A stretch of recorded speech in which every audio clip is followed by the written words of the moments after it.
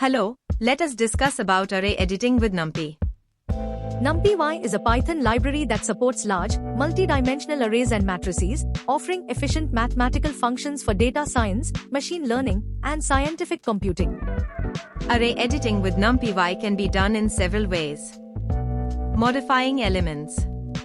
You can modify elements of an array by directly accessing them via indexing. Slicing and modifying. You can change a subset of elements using slicing. Reshaping arrays. Reshape the array without changing the data. Use .reshape to modify the shape of an array. Inserting elements.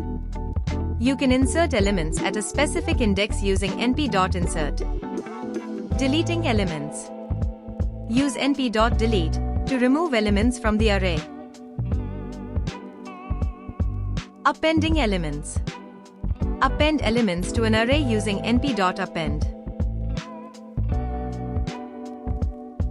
Filtering elements. You can filter arrays based on a condition. Sorting arrays.